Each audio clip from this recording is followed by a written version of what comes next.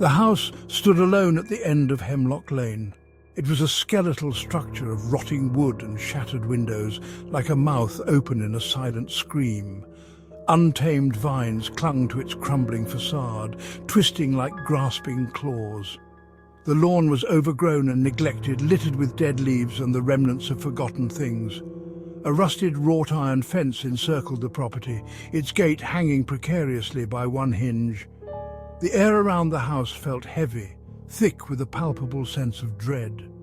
The setting sun cast long, distorted shadows across the overgrown lawn, making it seem as though the house itself was watching, waiting for its next victims. The silence was unnerving, broken only by the occasional caw of a crow or the rustle of unseen creatures in the undergrowth. Locals whispered of a family that had vanished within its walls many years ago, their fate a mystery that cast a long shadow over the house. Some said their spirits still haunted the house and the woods surrounding it, seeking solace or perhaps revenge. But whatever the truth, one thing was for certain: the house on Hemlock Lane was a place to be avoided.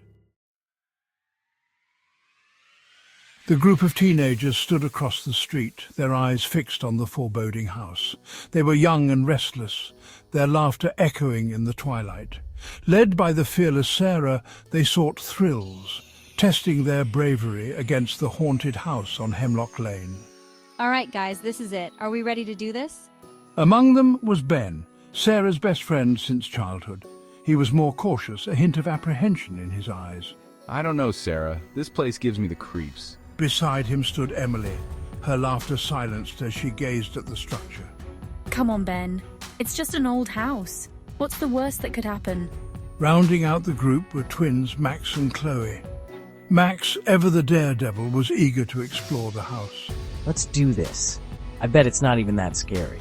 Chloe, on the other hand, was hesitant, her gaze darting nervously. Sarah had dared them all to enter the house, to spend an hour within its haunted walls, and none of them, not even Ben, could resist the challenge. With excitement and trepidation, they crossed the street, their laughter fading with each step closer to the house on Hemlock Lane. A low groan echoed through the group as they pushed open the front door. The air inside was stale and thick with the smell of decay. Dust motes danced in the faint moonlight, filtering through the grimy windows. They stepped inside, their footsteps echoing in the oppressive silence of the house. Cobwebs draped every surface like macabre decorations, and the air hung heavy with the weight of time and neglect. The furniture was shrouded in dust covers, their shapes barely discernible in the gloom. Paintings hung askew on the walls, their once vibrant colours faded and cracked, depicting scenes that seemed to twist into grotesque parodies of themselves as they watched. Sarah led the way, her phone flashlight cutting through the darkness.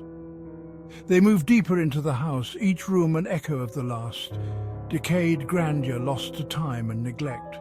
The floorboards creaked ominously beneath their feet, their every step a discordant note in the suffocating silence of the house. The shadows seemed to deepen as they moved, stretching and contorting into monstrous shapes that danced at the edge of their vision. A sudden crash from upstairs shattered the silence, the sound like a physical blow in the stillness. Sarah spun around, her flashlight beam darting across the room, landing on a shattered vase lying on the floor. What was that? Then, a blood-curdling scream pierced the darkness, echoing through the empty halls of the house.